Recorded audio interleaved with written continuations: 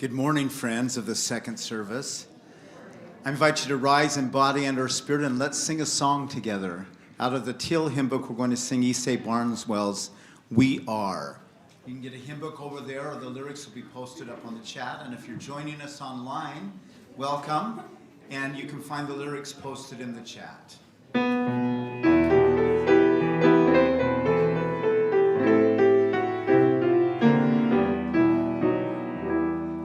For each child that's born, a morning star rises and sings to the universe who we are. For each child that's born, a morning star rises and sings to the universe who we are. We are our grandmother's prayers, and we are our grandfather's dreamings. We are the breath of our ancestors. We are the Spirit of God. We are mothers of courage and fathers of time. We are daughters of dust and the sons of great visions. We're sisters of mercy and brothers of love. We are lovers of life and the builders of nations. We're seekers of truth and seekers of faith. We are makers of peace and the wisdom of ages. We are our grandmother's prayers, and we are our grandfather's dreamings. We are the breath of our ancestors. We are the Spirit of God. We are mothers of courage and fathers of time. We are daughters of dust and the sons of great visions. We're sisters of mercy and brothers of love.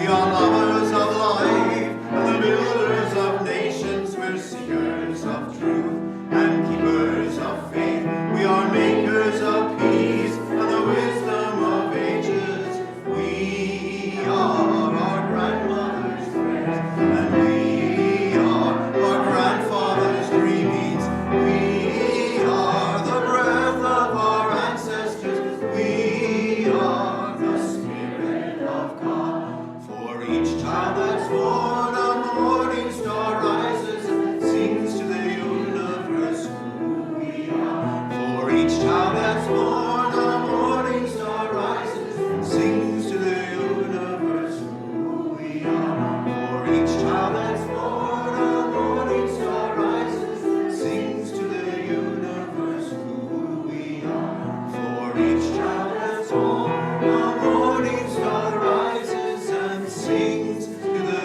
universe who we are. Good morning. Thank you. Good morning, everyone, in person and online. Good morning. Welcome to the Olympia Unitarian Universalist Congregation. Our community envisions an interconnected world that is loving, just, and healthy. We commit to live out our mission to welcome and wonder, embrace and empower, bridge and become. Thank you for joining us today. How are you all doing? It's been quite a week. It's really good to be here. My name is Liz Clement. I use they and she pronouns, and I am a member of the worship arts team. Leading worship with me today is Troy Fisher, our wonderful music director, Reverend Sarah Lewis, our director of community and faith development, and our wonderful guest, Elisabeth Maaike Geschiere. Elisabeth is a descendant of Dutch Protestant Christians who were working class immigrants and were mostly farmers. She's a full-time healthcare chaplain and newly fellowshipped UU minister in Seattle. We know Elisabeth from her time here while she attended OUUC while living in Olympia for her Chaplain Residency program in 2021 and 2022. And we are so glad and so grateful to have her back with us today. You are welcome here just as you are. Whatever beliefs sustain you, whomever you love, however you understand and express your identity, and in all the ways you are still becoming the person you will be. A few things to know about our service this morning. We're streaming live on Zoom and YouTube, and the service is being recorded. For us here in the sanctuary, we can see the sometimes creative subtitles up here on the screen in front, and you can see those on Zoom as well if you're online. If you go into your settings, they'll bring them up for you. Here we've got soft chairs and activities for your hands, so everybody can be comfortable. Please be comfortable. We're a multi-generational community that welcomes people of all ages here in the sanctuary. There's also nursery care and a story time program for children down the hallway here in the classroom wing. Please be where you wish. We're grateful for the many, many hands that help make worship happen this morning like they do every Sunday morning. Thank you to all who contribute in so many ways. After the service, everyone will have the chance to discuss reflection questions offered by Elisabeth. For everyone online, we invite you to go into a breakout room for a virtual coffee chat. And for us here in person, we have our wonderful commons where we can stay for coffee and fellowship and enjoy our time together. There's no after-service forum today. That has been canceled. And at the first service, folks from the Leadership Development Committee, that's our LDC, asked me to let you know to get ready for the after-service forum next week. It will be focused on the topic of compassionate communication and how to approach hard, difficult, and deep conversations with folks for whom we care in ways that are supportive and authentic and that minimize harm. There will be a guest from the Dispute Resolution Center of Thurston County that's here in Olympia coming to lead that conversation, and everyone's welcome. We hope you can stay next week. So again, no after-service forum today. And if you haven't signed up for a Gather, Grow, and Guide session, there's still time. If anyone doesn't yet know what these are, there are some pre-stewardship informal gatherings that give us time to share our stories, watch a brief video shared by Reverend Mary on the different ways that we grow both as people and as a congregation, and to talk and to gather guidance on how we might achieve the goals that OUUC has set for our community in this coming year. Just as a side note, I was able to make it to one of these gatherings yesterday evening on my way home from work, and it was just a beautiful, beautiful time spent with lovely people, just connecting in ways that we don't always get to do out here on Sunday mornings. As always, there are many, many ways to get involved and many things happening at OUUC. Check out the Tuesday electronic update for the most up-to-date information. And now, let us open our hearts and our minds as we prepare for worship. Welcome, everyone. It is good to be together.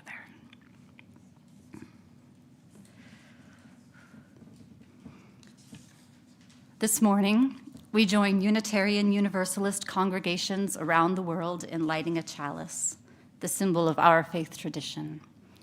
If you are online and have a chalice or candle, please join us as we light our chalices together. These words are from Adrienne Marie Brown. If there happens to be a multitude of griefs upon you, individual and collective, or fast and slow, or small and large, add equal parts of these considerations. That the broken heart can cover more territory. That perhaps the heart that bursts boundaries, just a moment, I'm going to start that over. That the broken heart can cover more territory. That perhaps love can only be as large as grief demands. That grief is the growing up of the heart that bursts boundaries like an old skin or a finished life. That grief is gratitude. That your body will feel only as much as it is able to. That the ones you grieve may be grieving you. That the sacred comes from the limitations. That you are excellent at loving.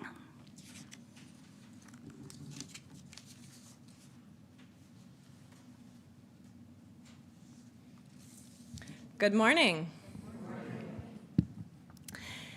My name is Elizabeth, and I use they and she pronouns.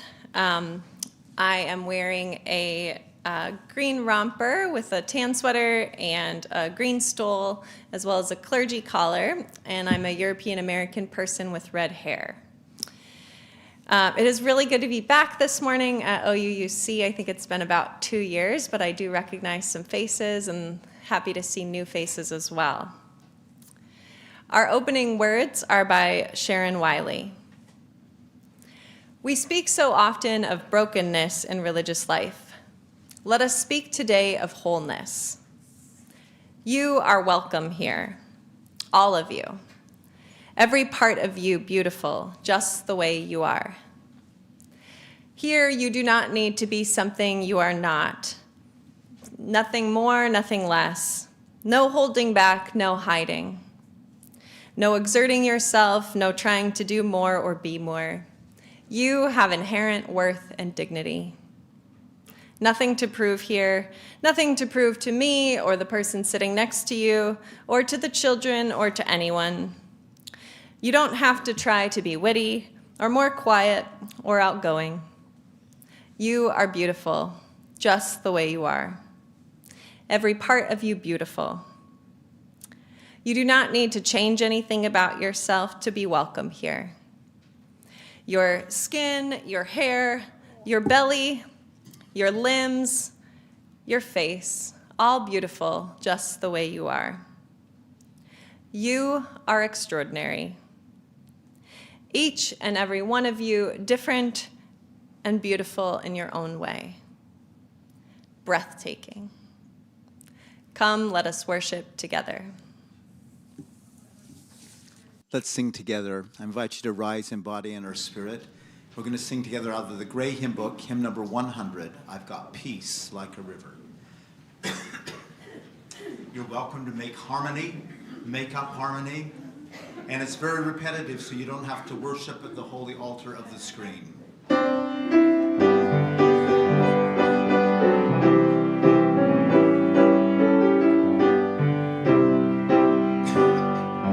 I've got peace like a river, I've got peace like a river, I've got peace like a river in my soul. I've got peace like a river, I've got peace like a river.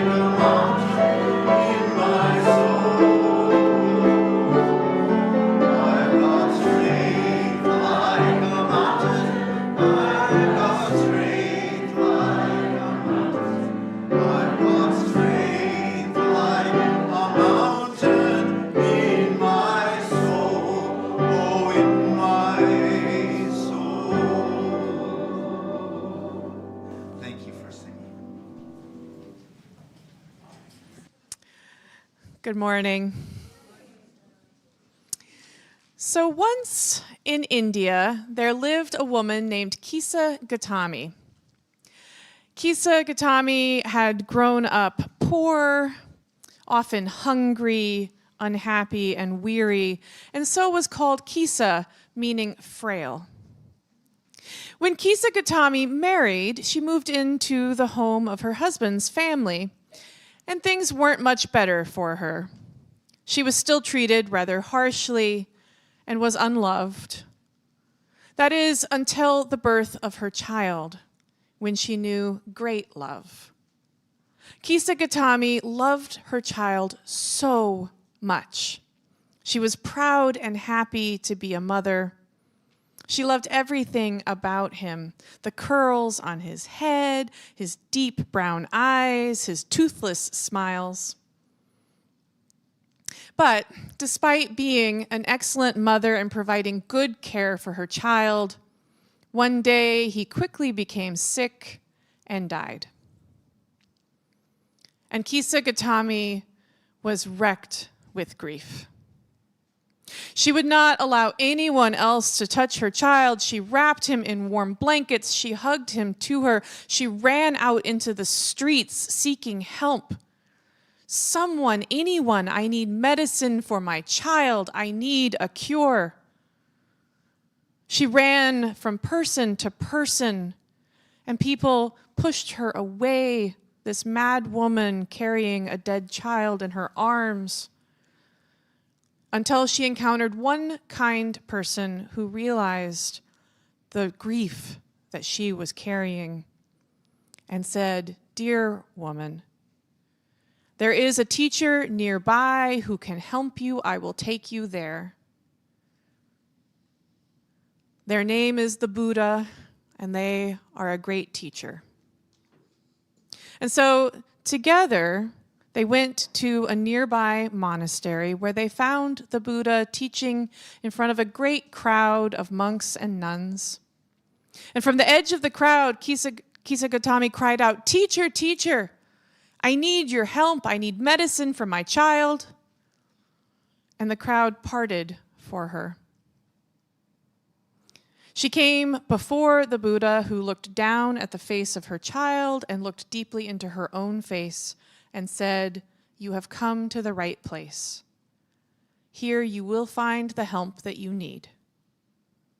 And Kisa was so glad he would give her medicine for her child. The Buddha went on, "First you must do one thing.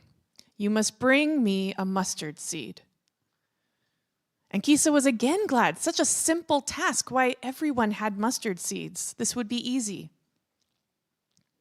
But the Buddha continued, "This mustard seed must come from a household, from a home that has known no death, no grief, no loss." "Very well," said Kisa. And so she went back toward the town to seek out this medicine, this mustard seed. At the first home that she came to, she knocked at the door, and an old woman answered. The old woman gladly said yes to the ask of a mustard seed. Why, everyone had mustard seeds. But then Kisa Gautami remembered the second part. "But also," she said, "I must ask, have you known any death, grief, or loss in this household?" At that, the old woman bowed her head sadly and said, "Why, yes. My husband died 6 months ago, leaving me a widow." Kisa Gautami sadly shook her head and thanked the woman. This mustard seed would not do. At the next home that she came to, there were young children running in and out of the door. There was laughter in the air, the smell of good cooking. This seemed a very happy household. Surely this one would do. When Kisa Gautami inquired of some of the children, they brought out a young woman to talk to her. The young woman was very happy to say, "Yes, you could have a mustard seed." But when Kisa Gautami asked if the household had known any death, loss, or grief, the young woman shook her head sadly. "Yes," she said, Our mother died just a year ago, leaving me to care for all my younger brothers and sisters. At first, I could barely get out of bed. I was so sad, but they needed me so much, so we do the best we can. And thus it was, door after door, household after household.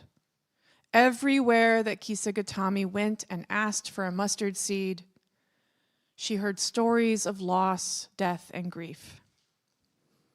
The death of a parent, of a child, of a spouse, a sibling, a cousin, a best friend. There was not a single household that had not been touched by death, loss, and grief.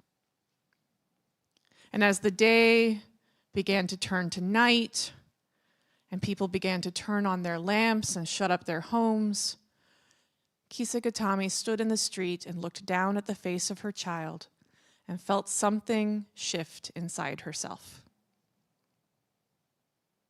Sadly and solemnly, she went back home. And the very next morning, she prepared her son for his funeral. She washed and clothed him, and then she said goodbye. And after the funeral, she went back to the Buddha, who greeted her. Did you find the medicine that you needed? Yes, replied Kisagatami, I did.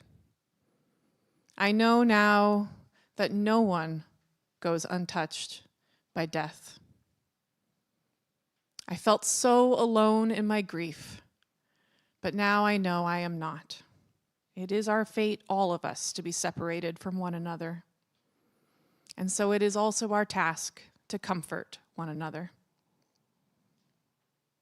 Kisagatami went on to become a nun and a teacher in her own right. And in her long life, she comforted many, many others. Thus ends our story for today.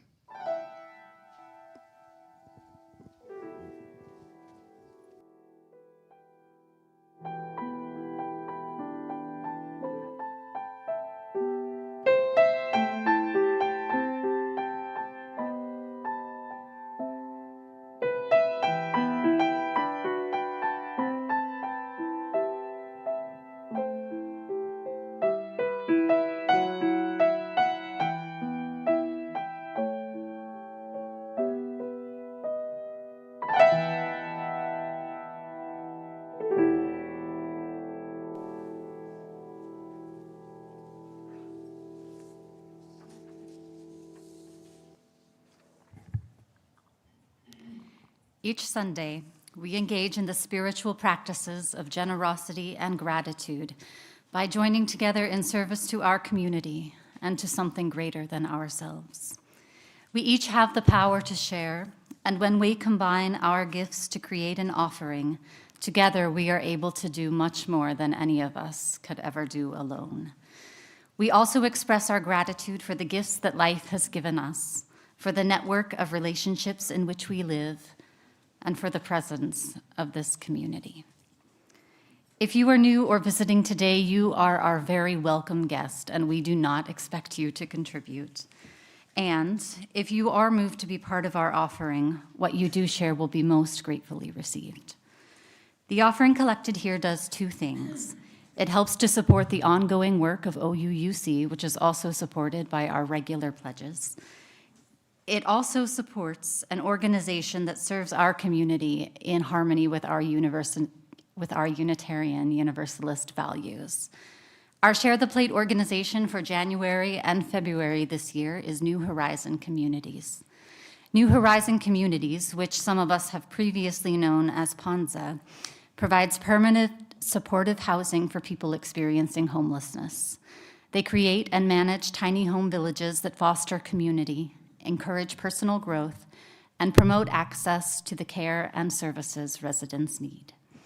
Founded with OUUC leadership in 2007 to support a tent camp for the homeless adults hosted by local churches, PONZA created Quixote Village, a permanent supportive community for the homeless in Olympia.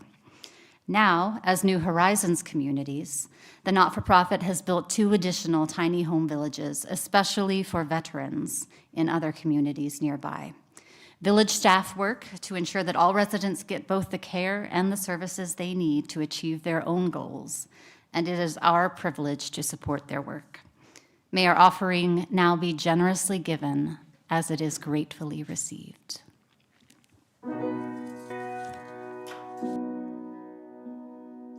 Tell me your story, I'll tell you mine. Sing me your song, I'll follow line by line. Draw me near, let me hear the things you've treasured. Patient as falling snow, standing inside the questions, only guessing by what truths our souls are measured. Each of us rising from worlds unknown. Within your trials, I see my own. Yet there are journeys that are yours alone. You were born for the storm you have to weather. True as the winter wind, you face the moment really. You and I, we're on our own, and yet together, walking a path we can't define.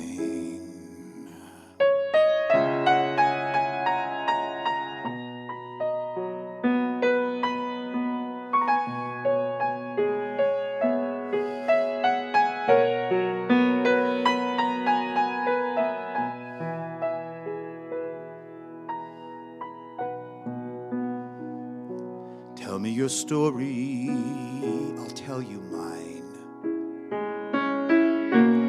Sing me your song, I'll follow line by line.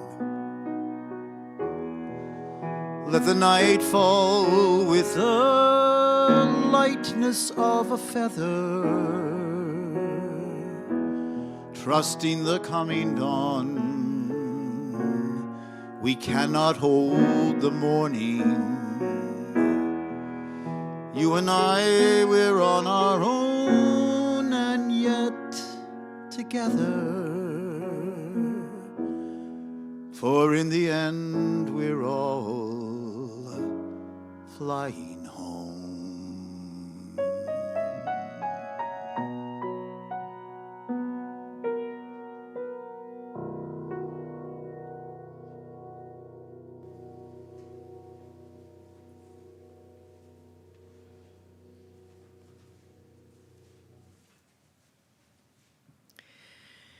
Thank you for your generosity in all the ways that you share your gifts. This morning, we do what humans have done for all of our existence. We gather in times of worry and anxiety and in times of celebration and joy. We come into our community bringing all that is on our minds and in our hearts. Let's open our hearts to the complexity of life as we place stones in the water of community. You will hear a drum beat. Allow its resonance into your body. It is the heartbeat of life, the heartbeat of community. Right now, I invite you to take a deep breath.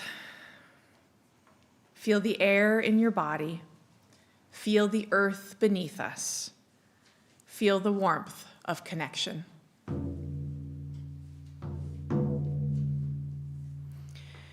We send our gratitude to Eric Ness for his generosity, which led to the installation of 2 new dishwashers in the OUUC kitchen last week.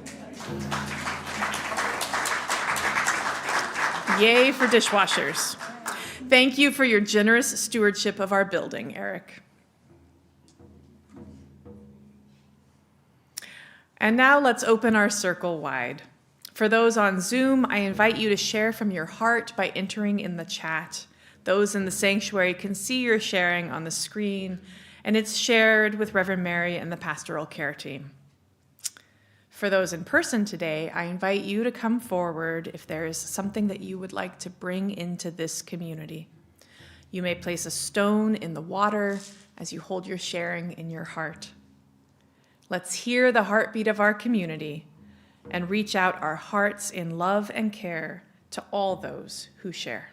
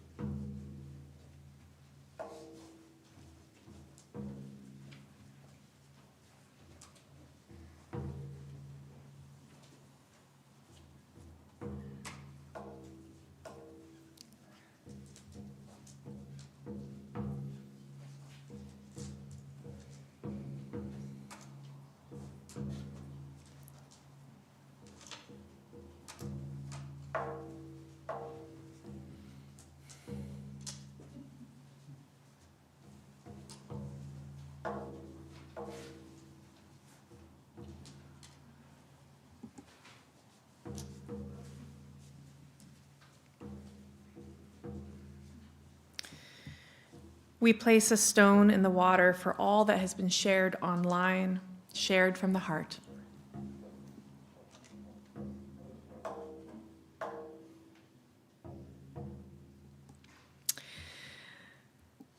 And we'll place one more stone in the water for all that we hold in our hearts and that remains unspoken. We hold together all that has been shared. May you feel yourself witnessed. May you know yourself beloved.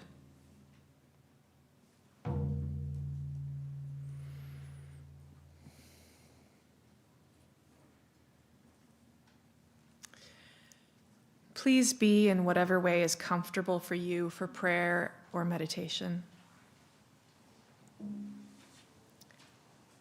In our story today, Kisa Gatami found a measure of peace in her grief when she realized that she was not alone. Everyone is touched by some grief, some loss, some fear, some worry, some lamentation. I invite you now to join in the universality of this truth. You may want to place your hands on your heart or your belly. Take a breath and feel yourself breathing. Feel your heart beating. Notice all the people who are breathing and whose hearts are beating with you. Now I invite you to ask your heart, what is held there in lamentation right now? What are you holding? As you like, I invite you to give voice to this lamentation, this shared feeling. If you are in person, you can speak aloud as you are moved. If you are on Zoom, you can share in the chat. We will share together for a minute or two.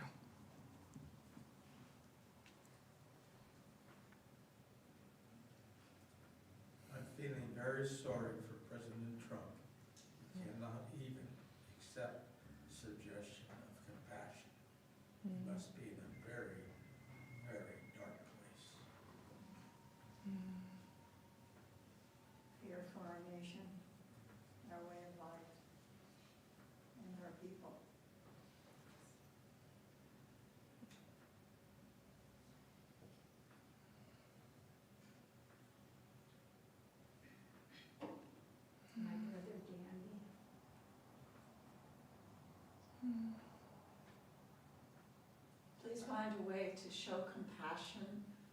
for the children of immigrants that live in terror. I am so sad. I had thought we were progressing.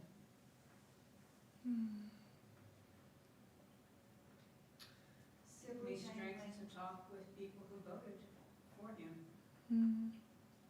Sybil J. Lancaster died Thursday, January 24th, age 102. Our earth.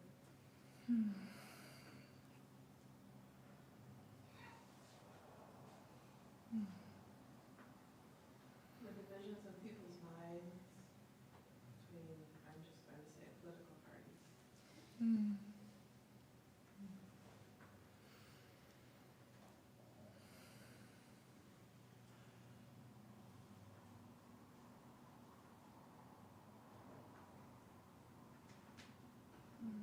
Holding both self-care and community care at the same time.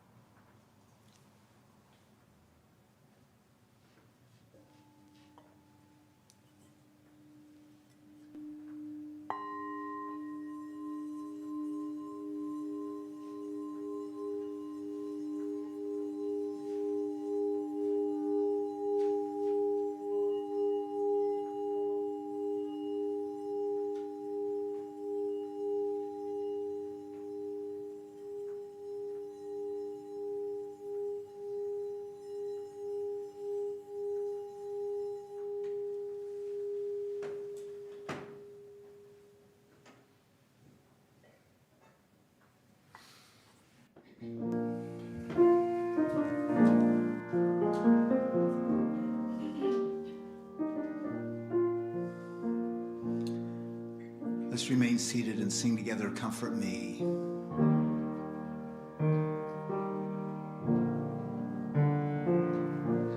Comfort me, comfort me,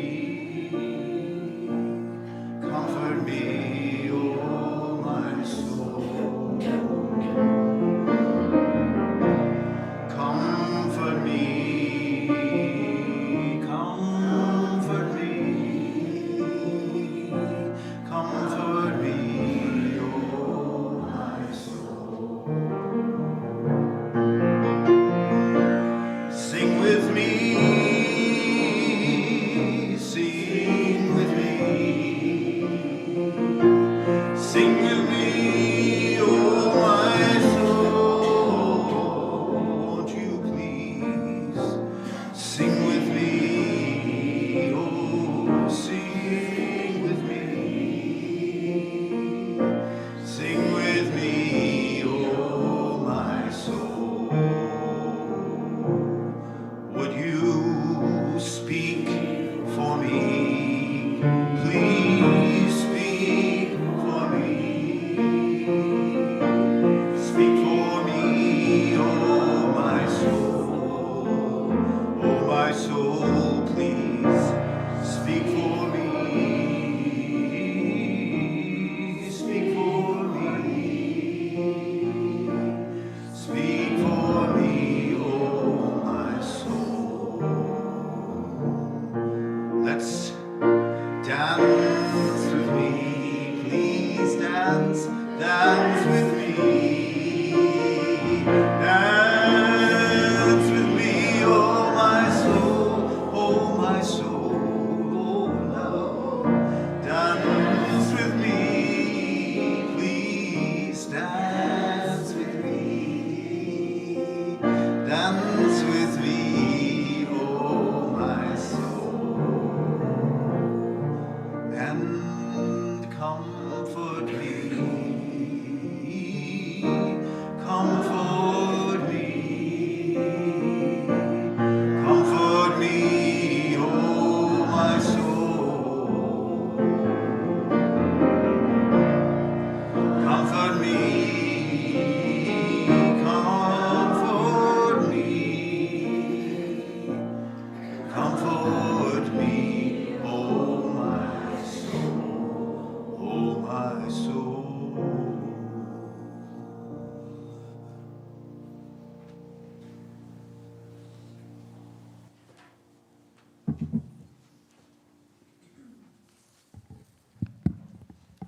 Thank you. I had a choir director who once told me that music changes us on a cellular level. And so this morning, in lieu of a reading, I'm going to invite us to sort of continue this ritual of sharing from our hearts by singing a song that will be new to many of you. I heard that another guest minister in the last couple of years introduced it here.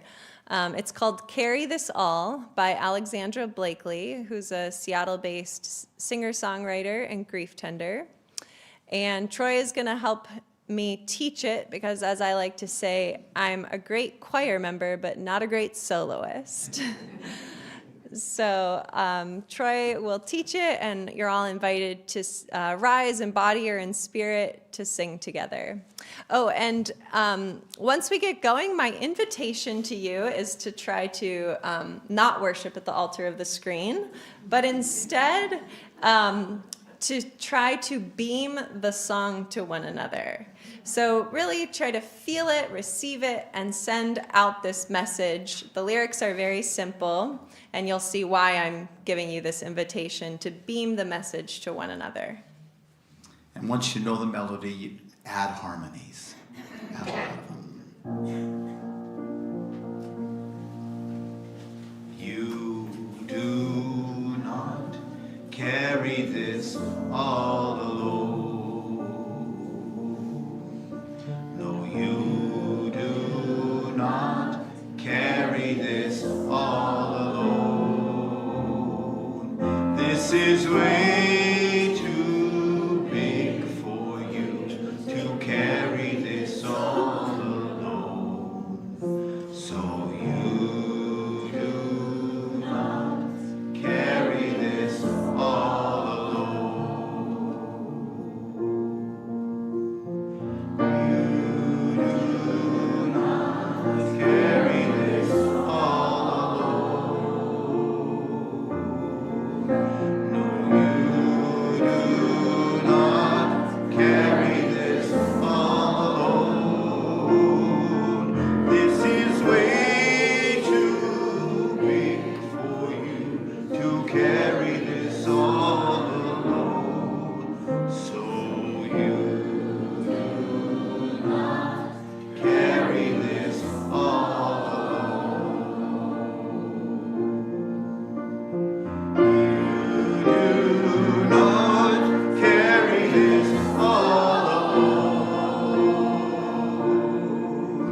No, you do not carry this all alone. This is way too big for you to carry this all alone. So you do not carry this all alone. You do not carry this all alone. No, you do not carry this all alone. This is way too big for you to carry this all alone. So you do not carry this all alone. You do not carry this all alone. No, you do not carry this all alone.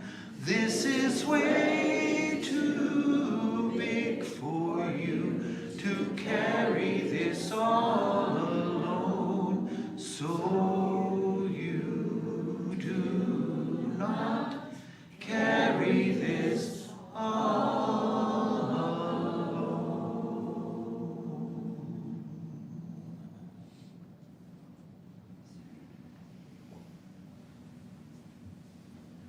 Thank you.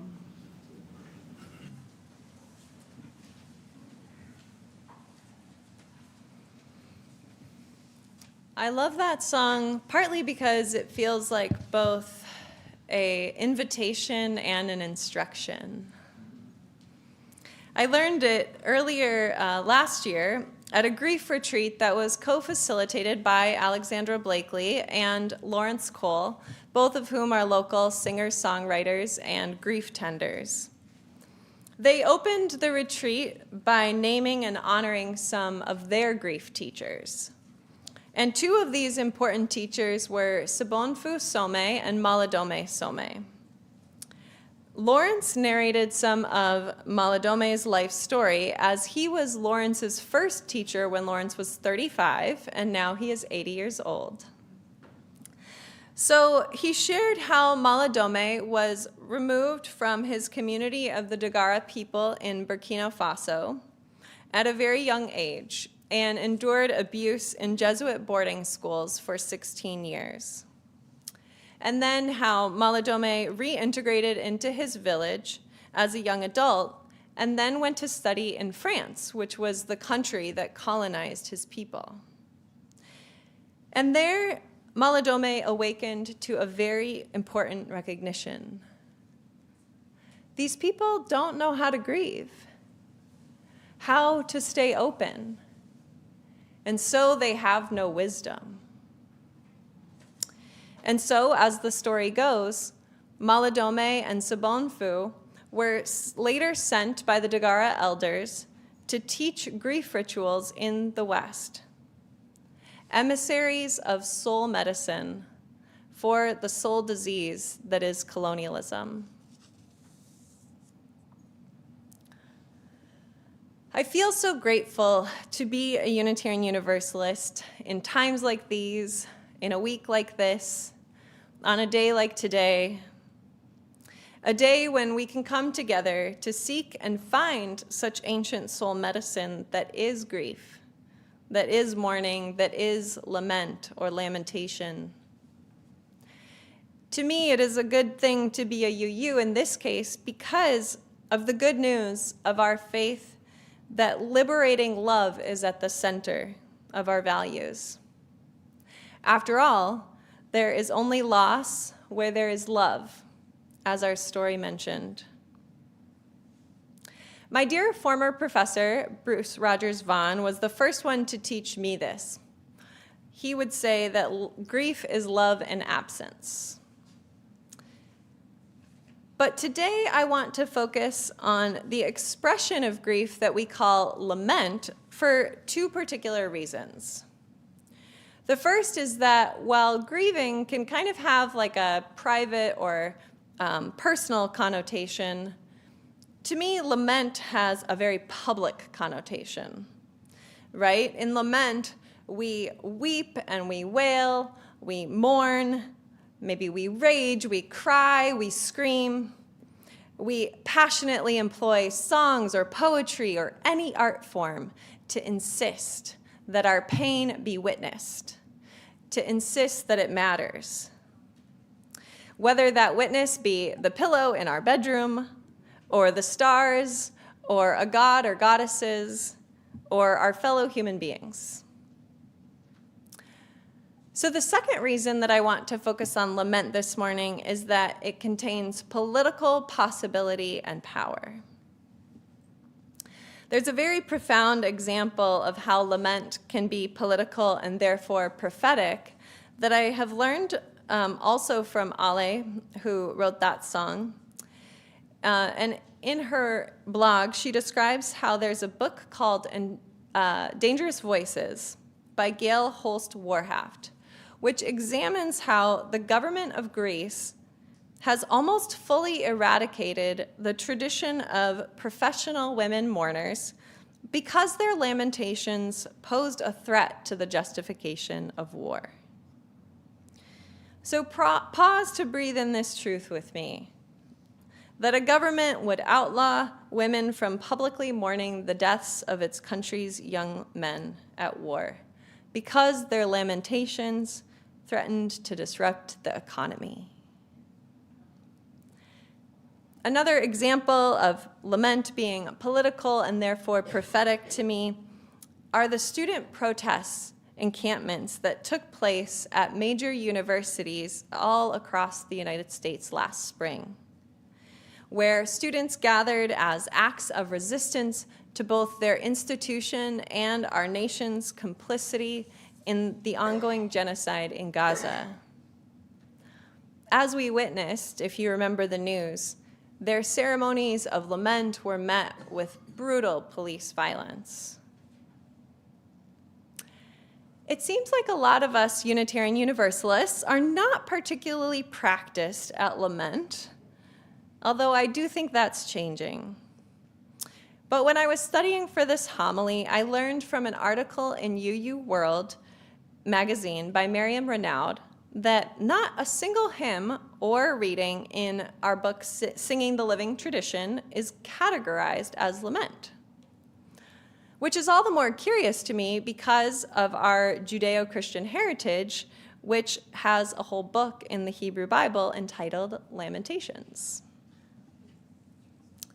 Yet we know that our UU subculture swims in the waters of the dominant US culture, in which these systems with which we're familiar of white supremacy and heteropatriarchy and capitalism all work tirelessly together to deny death and suffering, to minimize grief, or really to minimize any so-called negative emotions. So we have social media and all the news constantly telling us that we should be happy and how we should be happy and what products to buy to make us happy. Something I've learned from several different womanist scholars is that every ideology has a theology. I'll say that again. Every ideology has a theology. What this simply means is that every idea or set of ideas has a belief or a value at its foundation. So, for example, patriarchy, right, is an ideology about men being better than women. And you're welcome to boo. Yeah, thank you. We're not fans of patriarchy. And so that is an ideology. And the theology that's behind some of that is that things like that God is male, or that God created Adam before Eve, Eve was the first to sin, and on the list goes. Those are some of the theologies that constructed this ideology of patriarchy. What this means for us is that the work of liberation is not simply about policy or system changes, but also about deconstructing theologies that have manifested so much harm and death, and constructing, or perhaps you could say resurrecting, new or life-giving theologies, which can then seed and germinate and grow into delicious fruit that bears life instead of death. So to me, love at the center is an example of fruit, you might say, of a life-giving theology that comes from the deeply rooted trees of Unitarianism and Universalism in our tradition and plenty of other traditions.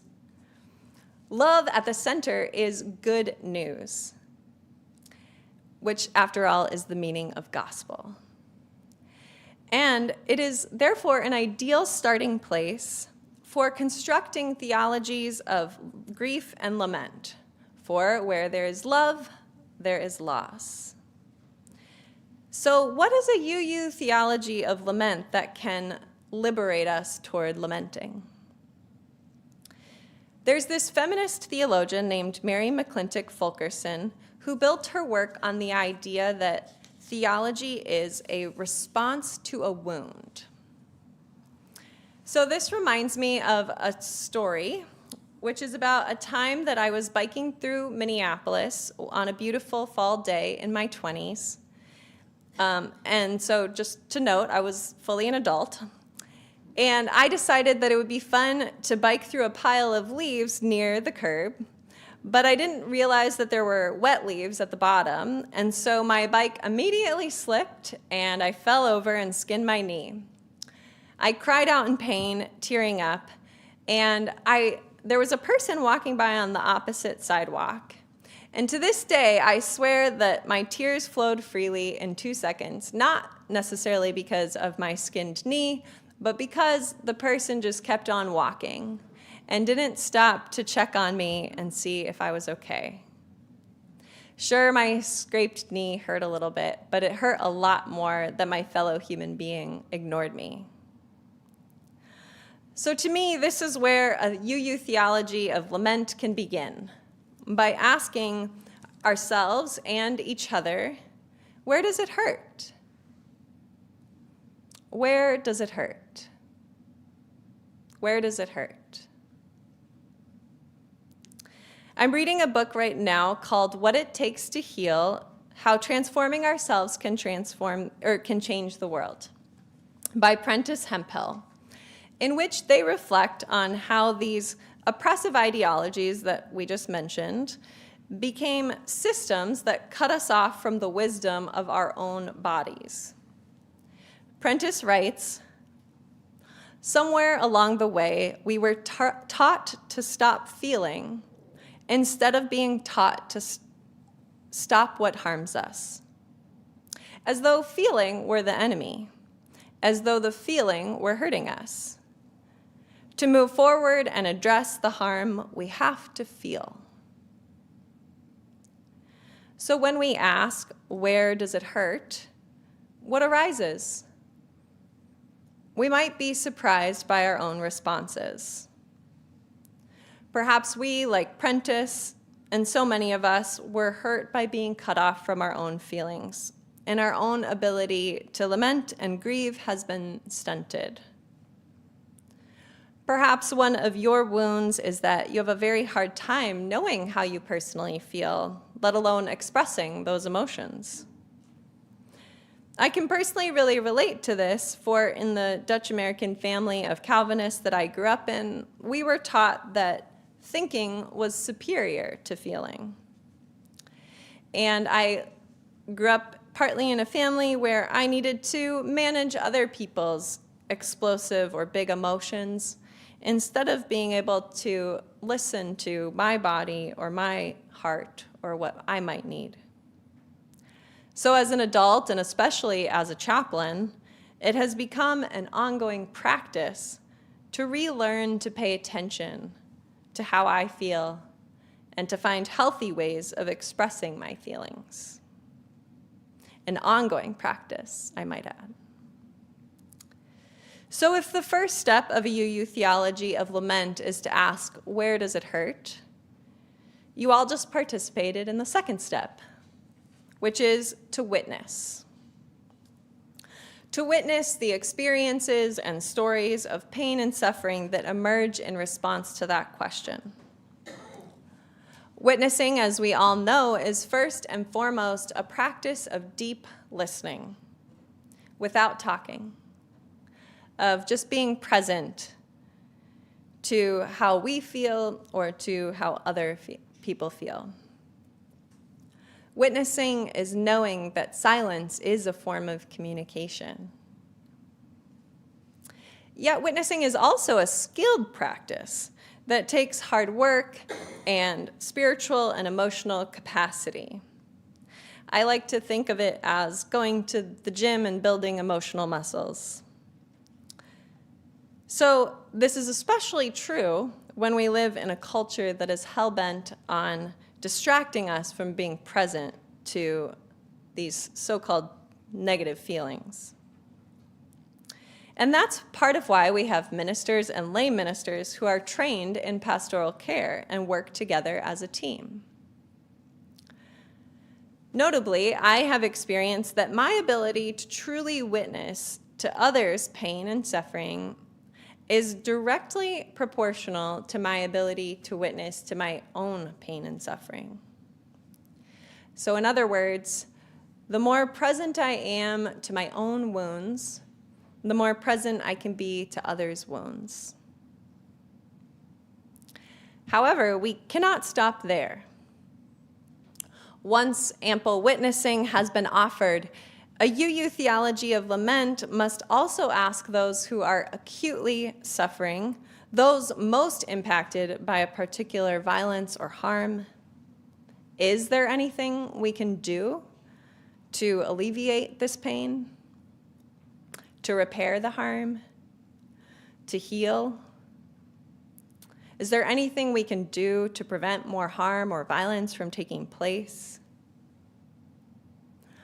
So, for example, this would be the step in which we turn to our Palestinian American neighbors right now and say, how can we work with you to stop this genocide, to rebuild Gaza? Or we turn to our immigrant neighbors right now and say, where does it hurt? And then we witness the response. And then we say, how can we help? What can we do to protect you?